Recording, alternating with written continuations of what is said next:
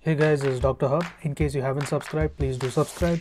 This is a concise, well-crafted summary and it highlights only the important keywords.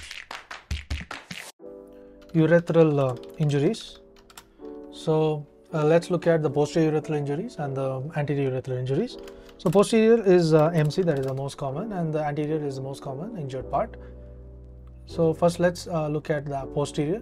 Posterior most common type, and the causes are caused by the RTAs, that is a road traffic accident. And the common site of injury, it includes the membranous urethra. So there is a membranous urethra is the most common injured. And this is the bulbo-membranous junction. So membranous urethra, the bulbo-membranous junction. And this is greater than that of the prosto-embryonic junction. Next is what are the clinical features.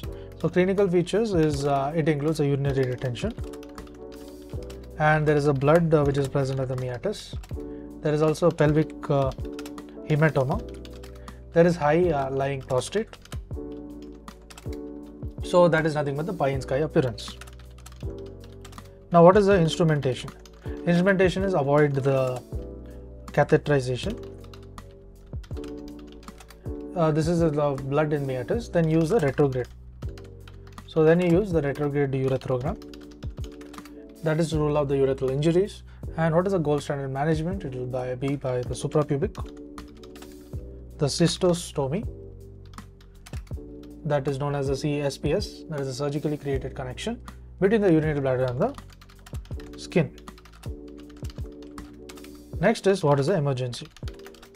So emergency repair is the contraindicated. Emergency repair is contraindicated. There is a delayed repair within 3 months. So delayed repair within 3 months.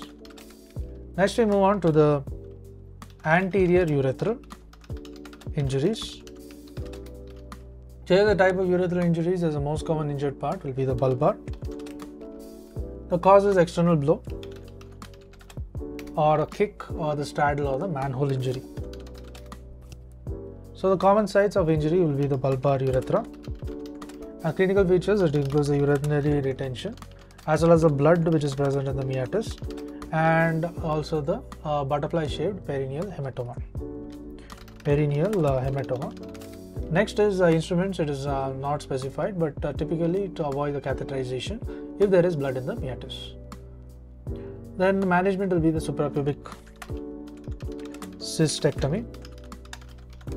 It is followed by the delayed repair and is usually asymptomatic after the development of strictures. Next, antibiotics may also be administered. To learn and grow daily like this, please do subscribe.